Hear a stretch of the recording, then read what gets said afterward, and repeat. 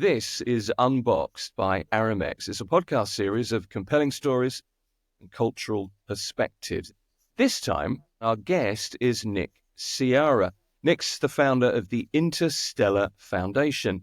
It's a registered non-profit organization dedicated to designing, I'm quoting here, and sending human-made artifacts beyond Earth, which is something of a mission. Nick, lovely to talk to you. Good. Thanks for joining us. Oh, thank you. Thanks for the invitation. Happy to be here.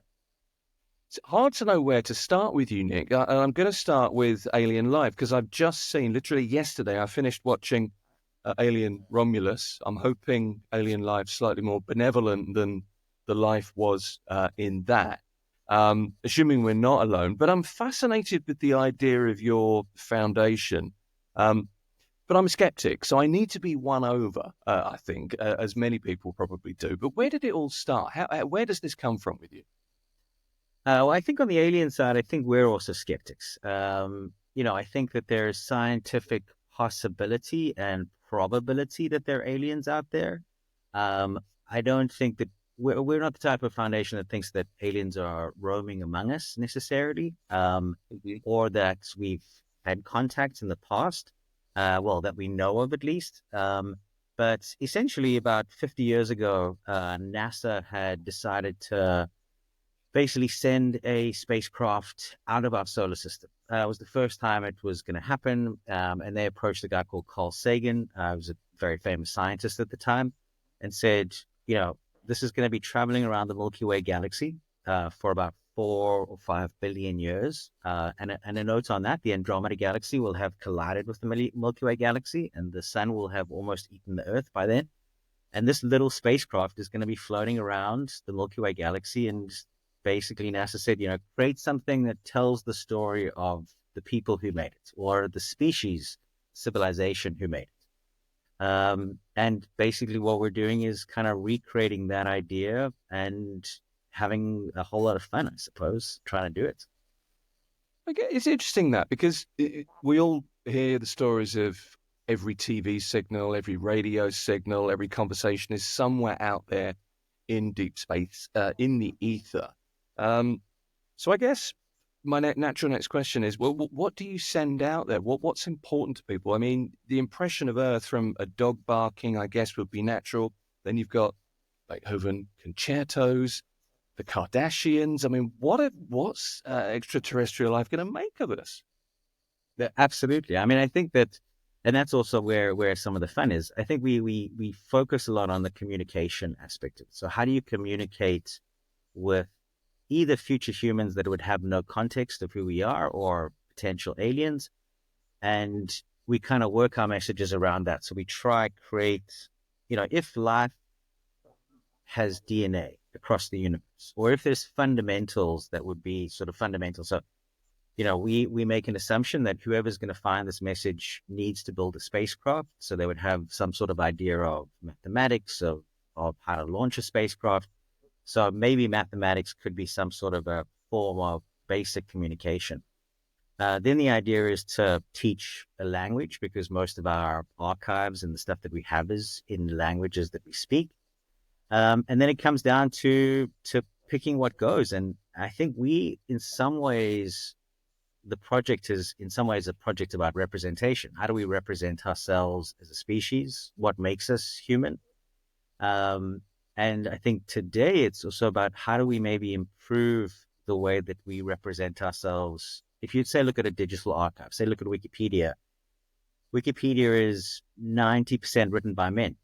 Most of those men are from certain parts of the world, and that doesn't make it any less factual, but it does show what maybe those particular people are interested in and how they portray these particular things. So, we've got a whole bunch of programs to get young people involved around the world. And, and I think it's, I probably shouldn't say this, but it's quite unlikely that these messages will be found. And I think the exploration for us into who we are as a species, that personal exploration, I have personally found that incredibly meaningful. And that's what I'd love to get people involved to kind of go through that exploration of trying to define what is undefinable. which is, what is life like here on Earth?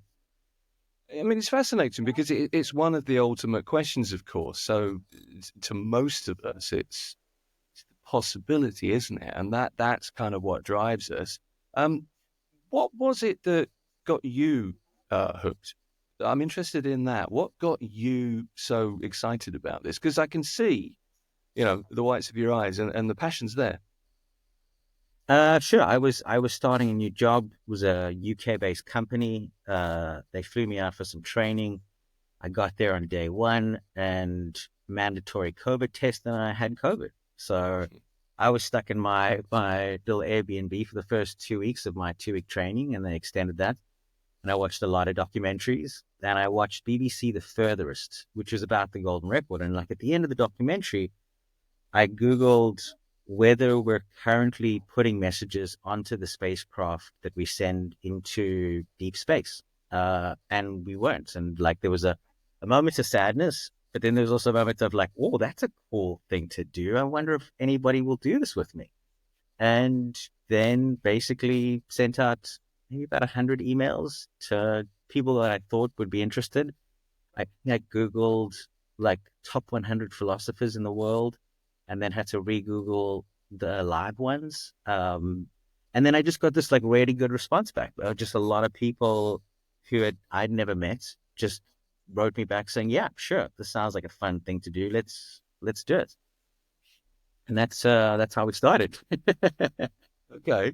And then you get to a point where you think, right, I need to do this seriously. I need to get a serious partner.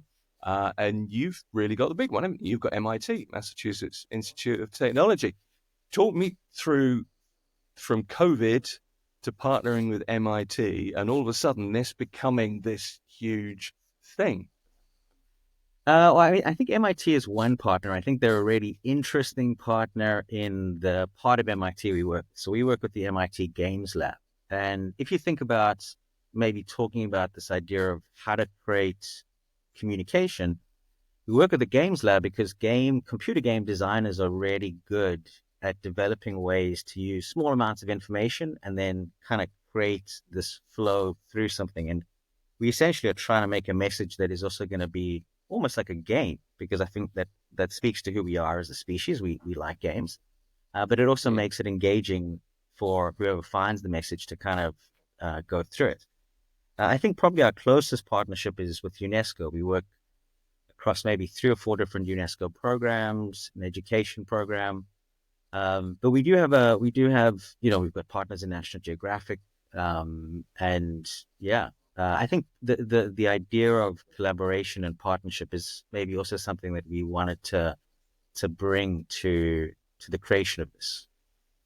Okay, you've mentioned the messaging, the communication a great deal, but how do we design a message in such a way that it is available anywhere, anytime, without any prior context? I would have absolutely no idea where to start with that. In my head, I have a time capsule with a copy of the day's paper, and I don't know, a video of a soap opera or something. You bury that in 100 years, it's dug up, and we all look back and think, oh, weren't those clothes funny? All of the cars are old, and that kind of thing. But there's a whole lot more to it, clearly. Yeah, I mean, I think we spoke about making a message for maybe the first year, and the ideas were wild. We were like, let's make this like, what if whoever finds this is an olfactory species that can only smell and they communicate through smell? How do we make a message that has a smell component to it, right? And we really kind of went through all of the different possibilities. And, one of the people on the team, Eric Kirschenbaum, wrote a book about evolution on other planets. How would animals and species evolve on other planets and what communication would look like around that? I think after the movie Arrival, we've got a lot of linguists, so linguistics professors and philosophy of linguistics. And, you know, how do we look at it from a language? How did language develop? How did we develop our language? How do we currently think about communication? And then I think getting down to actually making our first message, we were kind of struck by the constraints that we have. Like one of the constraints is copyrights. If we got music for 18 musicians, Steve Wright, incredible piece of music. He said yes. We spoke to his publisher. His publisher was like, "How long do you need it for?" We were like, "Maybe 50,000 years, but it could be like 5 million years." He was like, "I've never Wow. heard that before. I'm going to have to check with a whole bunch of other people." And that whole process took months. Um, so the technology that we use to basically put these artifacts together is kind of a mixed bag. So you have to have some sort of a cover. So that cover is going to say, "This is a message. It's not going to blow up. There's something inside here, and you should open this message." I did some talks, and the best talk I did was at a nursery school, and these kids were like, "Just put a big button on it. Put a big button, and the button, and there's a flashing button, and whoever will see the flashing button will push, and then you have something that pops up." Uh, and that's actually that's a really good idea if we could do that. Um, Sort of below that first layer, then you have some sort of an analog thing. So you can't have sort of straight into a digital. So basically, we use something called nanofish or microfish, which is kind of um, like a projector. Those old projector screens that you would have at school classrooms. It's basically like a difficult to explain, but it's basically very, very small images that are about a size of an A4 page. In that we have sort of how to, you can visually see like something. So um, with that, we then have to then explain how to open up the digital archive.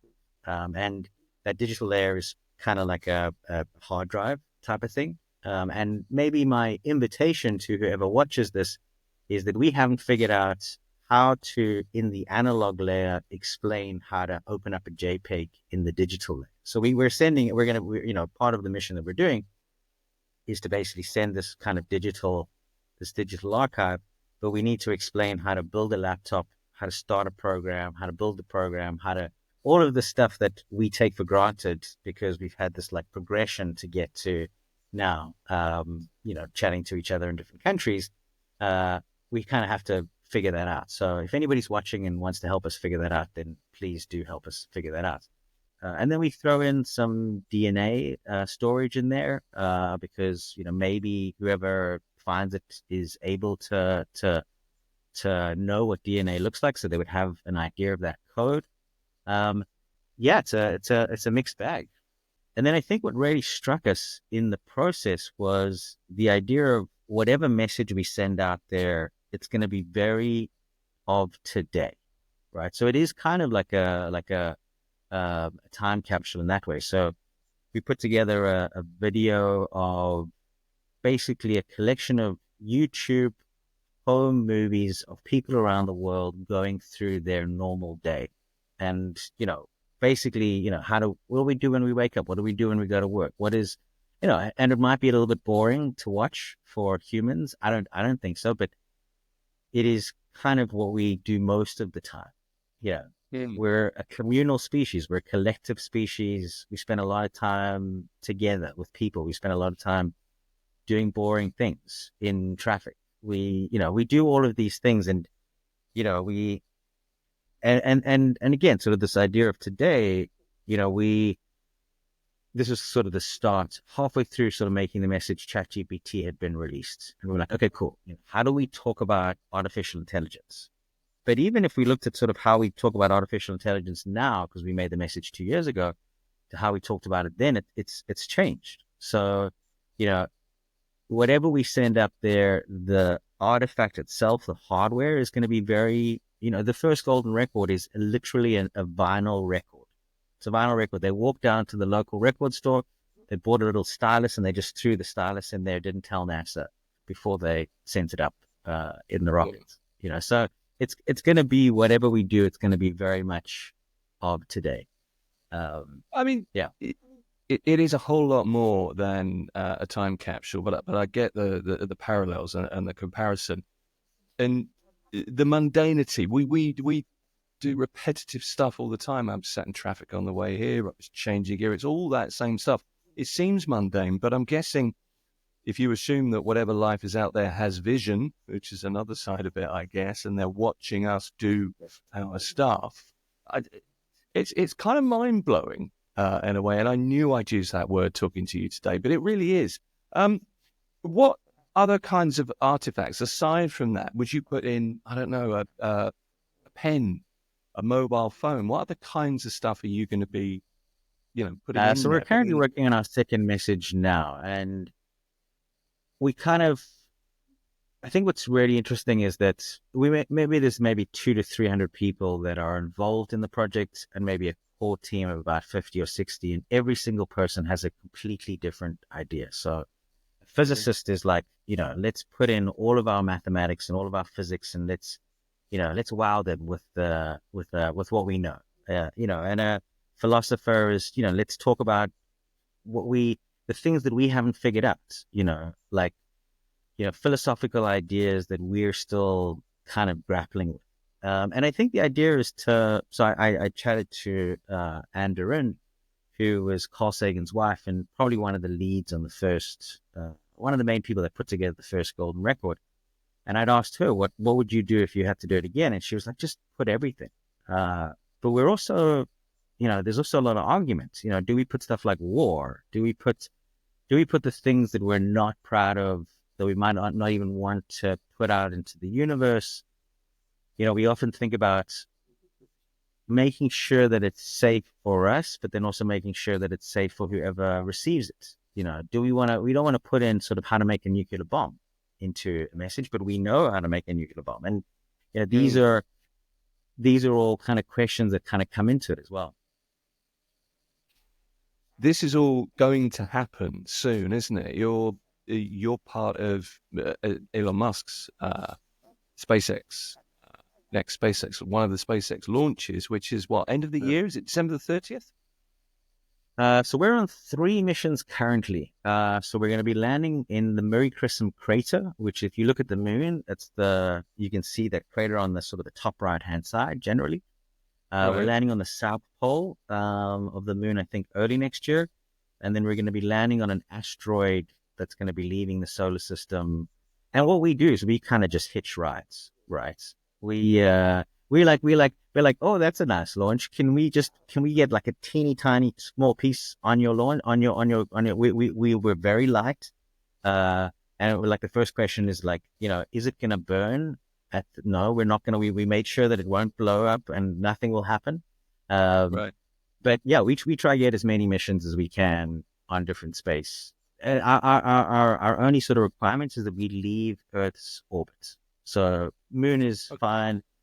We want to go to Mars. We were like the next interstellar mission we think is, what they're talking about sort of mid 2030s. So our goal is to send, a lot of stuff, a lot of archives of ourselves, of our species. Some people think that it's like the last thing that will be left of us. Maybe I'm optimistic, but um, into our solar system, and then hopefully get one on this mission that's leaving the solar system. So you're like interstellar hitchhikers. So Yeah, what pretty much. if you get an answer? I mean, that's the natural kind of next question, isn't it? What if Yeah. somebody kind of, I don't know, phones you up and says, "Hi, we're here. Let's have a chat." What Sure, happens sure. then? Uh, so I think there's two parts of that for me. I think so. There's METI and there's SETI, and SETI is the search for extraterrestrials, and that's like the movie Contact with Jodie Foster, and they're the guys with the big dishes that listen. Um, and METI is the messaging of extraterrestrials, and there's, I think, a really big important debate of whether we should be doing it. And there's Mm. two sort of theories about it, and I can go into it if you want. But the way that we are, I think we fall into very slow METI.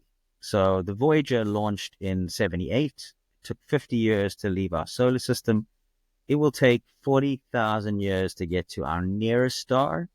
And we don't think that there's aliens between here and there. So the way that I think about it is in 40,000 years, if we haven't developed the technology to go out and fetch it by then, we're probably not like, we're not progressing as fast as we have in the past. But it's very slow. I mean, like space is so big. Mm. You think down the Right. road to the shops this far, space is way further than that. It's beyond the human imagination. I know. It It's is something I've kind of, yeah, it is interested kind of. in recent years, and it's the size is it's so hard to quantify. Um, can I get to the lessons that you've learned and kind of look at some of the wisdom that we'd like you to impart, if you like? I'm interested in what drives you. I mean, this is not a usual career path to take, is it? Let's face it. Most of us don't do this. Um, you're looking for really, really big questions, aren't you? So there's no evidence yet of extraterrestrial life. This is kind of like an ancient quest. It's like a lifelong quest. So what drives you to do that? I think just before that, because I did forget the second part of that was the first part. The second part of that is I do wake up, I have woken up late at night thinking if aliens do arrive on the planet, like our Uh-huh. foundation would be really well placed and it's like what like the science fiction movie where you get the call and it's like the helicopter's arriving and they're picking you up. We're taking you to the White House because we need to communicate with the aliens. But that's but I think again. So I think what drives me is so I have an, a real job. I also have a couple of companies that I've started. I think for me this project is the most meaningful part of that, and has allowed me maybe to see the importance of finding something that is meaningful. And my advice would be not to just quit your job and do that because I think the added stress of meaningful then with not having a job and an income, I think is my takeaway from the idea. So I would always say like test things out on the regular. Go out and do things in your spare time that are meaningful. Yeah. And I've been I'm constantly surprised at how many people are interested in doing meaningful things for free. You know, in the sense of like, this is a foundation and we pay our creative teams, but we don't, everybody else sort of works it. And the idea of collaboration, the foundation has taught me a lot, I think, about, what it is to collaborate and what it is to bring people together around something that's maybe common and that's fun. How would you quantify success, Nick? Oh, I think it changes for me. I think when I was younger, I was like maybe two jets because you gotta refuel the one, and you know, Mm. and then I think as I've maybe matured, I'm like time for me. I think is my measure of success, but at the same time, I always find myself with no time. Um, Right. in terms of time to basically do the things that I want to do. Um, it's a difficult one for me. I think that there's part of that which is, you know, the normal stuff of creating community, of love, of Because it strikes me, if you allow me to buy it for a second, it strikes me it's a lot more than the aliens getting in touch or whatever, calling you up and saying, and you getting that call from the White House. Um, right. there seems to be a lot more than that because that's an outcome Sure, rather than a success, sure, isn't it? sure, sure. Mm. I think success would be our programs having an effect on people. We've got a program with the Scouts where we're hoping to get 6 million Scouts. We started a pilot last week with 2 million Scouts. So Scouts and Girl Guides around the world to go through, collecting stories in their communities, collecting language, collecting sounds, collecting music. We're Mm. starting this program with the UNESCO associated schools where it's 12,000 schools, predominantly in the global South, where it's a space club for young people to, again, go out and look at sort of indigenous knowledge and what indigenous knowledge has been used for food security in their area for thousands of years and putting that onto a message. Um, I think it's getting people to maybe also realize that we're not so bad, that we have this sort of evolutionary tick that says like we're terrible because it helps us to fix problems when we see problems. But on the whole, like, we're just a species on a planet, kind of not doing too badly. And yeah. most of us are okay. I kind of still believe Yeah. that, bizarrely. That may be a childish, maybe that's immature, I don't know. But one of the things I kind of recognize in you, you've kept, and I don't want you to take this the wrong way. You were talking about maturing there, but you've kept that kind of sense Oh, of wonder. and naivety as well. Absolutely. Yeah, yeah. Like I think there is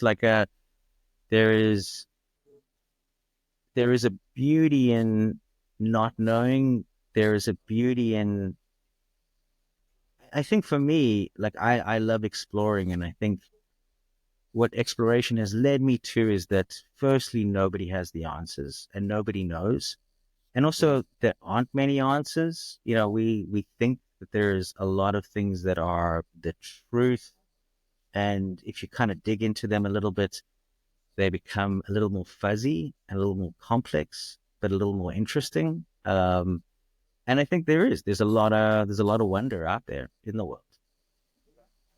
I want to get to one of the reasons for this podcast is the opportunity to talk to people like yourself who are doing things first, doing things differently. It's a little bit like the host of this podcast, Aramex, in some ways. But it's safe to say there aren't that many people who are trying to do what you're doing. I think we've established that. So I want to pick your brains and get some wisdom from you. Um, Maybe three, if that's all right, if you've got the time. The first thing is, what's the one misconception about this particular topic that you wish more people understood? Because we've talked about skeptics, we've talked about that sense of wonder, but not everybody gets it. Sure, sure. Um, Generally, if I speak to people, the first thing they would think about is maybe billionaires going to space and Mhm. governments, and I think having spent time with people who are in the space ecosystem, it's very much more about the wonder. I think we often forget that we are in space. We don't send stuff to space. We are just Correct. a planet that's flying through space. I can't see space right now because the sun is blocking it, but it's there. Like there is as much space above me as there is below me, and it's really quite big. There's a something called the overview effect of the cognitive shift that astronauts experience when they go to space. And there is if we could in some ways create that on Earth a little bit, I think it would change the way that I think it would change what we think is very important. Well, we're also territorial, aren't we? We have our little enclave. We're the center of Sure. that enclave. So the natural extension is, well, we're the center of the universe. And I don't know, we could be what, who knows where we are in the universe? Who knows where our place is? Sure, sure. I think one of the things that I have found interesting for me is, we talk a lot about, in the project, we talk a lot about vast timescales, like 10,000 years, 50,000 years, 100,000 years, as Yeah. sort of the evolution of the species. And I think we are definitely changing and moving forward. The world is different to how it was 50 years ago. I know that. The world is very different to how it was 200 years ago. And I Mhm. think we go through things that require us to survive in different ways. And I think we're getting better at figuring out ways to not have to survive in those ways. And my hope is that we figure out ways that, allow us not to have stuff like wars and all of that sort of stuff. And we often think about this of like, we would see the dangers of sending messages into space because of how we are. But maybe we are Mhm. going to evolve into something that's a little bit less. I don't want to swear on your podcast, but yeah, a little bit less not so cool. We can bleep you. Don't worry. I understand the sentiment. Let's get another piece of wisdom from you. What's the most important thing that you've learned through, taking this podcast, this experience that you're currently having? What's the most important lesson that you've taken away? I think I'll do a concrete one. I think we have a tendency when planning for the future to think what could go wrong. And I Hmm. think the ability to give a 50% to what could go right. And then I think on top of that, realize that there are three things. There's what you know, there's what you don't know, and what you don't even know that you don't even know. And the last one of those three things is the much bigger thing. So the idea that there could be an outcome even better than you could expect is also likely. So that would be my little nugget of advice. Okay. Final piece of wisdom from you. If you had to start over, what would you do differently? So difficult because I think I've learned so many lessons in the process. The first thing I think of is like my first PowerPoint presentation compared to like now my PowerPoint presentation. And I think the idea of, I think I've just learned to tell a better story because what we're doing is trying to tell a story. Um, I think if I had to do it again, I would probably just have maybe more skill to tell a better story in the beginning. But I don't think I would. I don't think I'd do anything differently. Uh, I think maybe also unlike a corporate company or a business which I'm involved in and I enjoy the things that those things bring. I think this particular project lends itself to kind of just, it's a little bit of a different, it's a different maybe, yeah, it's a different beast, I suppose. I mean, it's such a grand plan, isn't it? That it seems to me there's no shame if you make a few mistakes along the way because Sure. you don't have the answers yet. Possibly, who knows? Okay. Final question, and this we're asking to every guest on Unboxed. What would you like to see happen, or maybe change, or affect the world the most? What would you like most to unbox, and why? I think the way we see how different we are. I think the idea of, growing up in South Africa during apartheid, being taught a particular way to see people, and then being lucky enough to be pulled out of that in a way where I've been given more context. And I think we we have tended to shift maybe more recently into maybe more narrow ideas of each other. And I think if we took a bit of a zoom out, even a couple 100 miles up, we would kind of see that we're a lot closer than we are further apart. Nick Searra is the founder of the Interstellar Foundation. It's a registered non-profit organization dedicated to designing and sending human-made artifacts beyond Earth. And their mission is to create messages that represent the diversity and creativity of humanity, inspire future generations of explorers, and communicate with potential extraterrestrial life. Nick, thought-provoking really isn't even close. A big thanks for joining us.